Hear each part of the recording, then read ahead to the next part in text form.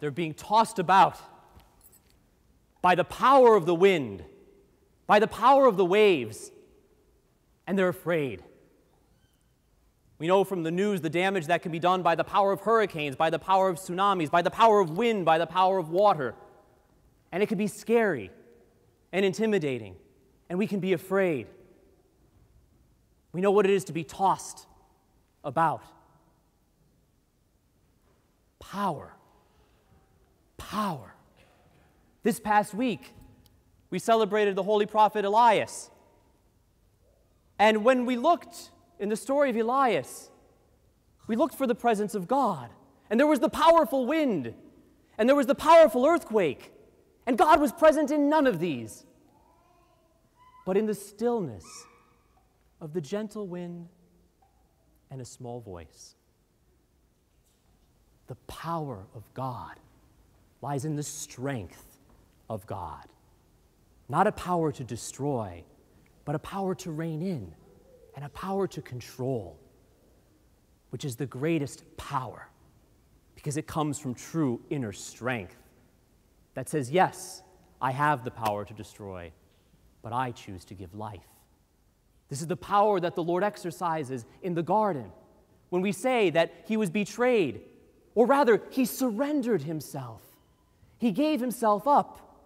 He, in his power, was in complete control of the situation, and he willingly handed himself over.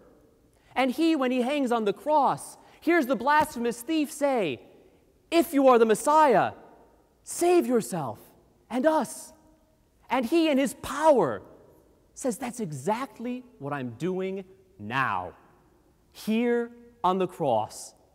What you perceive to be weakness, what you perceive to be utter humiliation, what you perceive to be the total abandonment of God, is me exercising my power to save you. The power of God, which knows no limits. The power of God, which obeys the very forces of nature.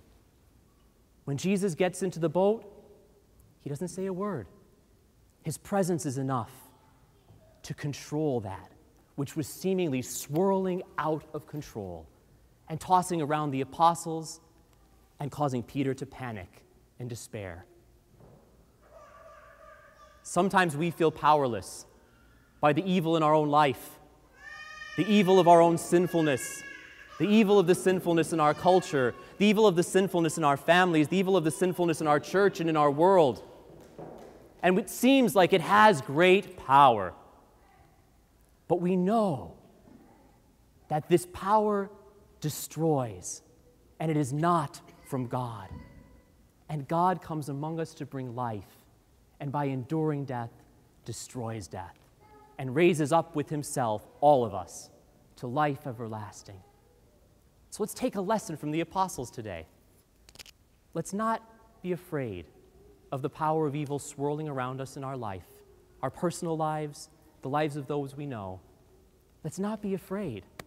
Let's keep our eyes fixed on Jesus, because the failure of Peter came when he turned to look at himself and noticed the waves and all of the powerful things that were swirling around him, instead of focusing on God. And then he doubted and began to sink. Let's know that that evil has no power over us, because God, the all-powerful one, by his strength, holds all things in perfect balance and does everything according to his will for those of us who keep our eyes fixed on him and trust in his power to bring us life everlasting. Praise ye the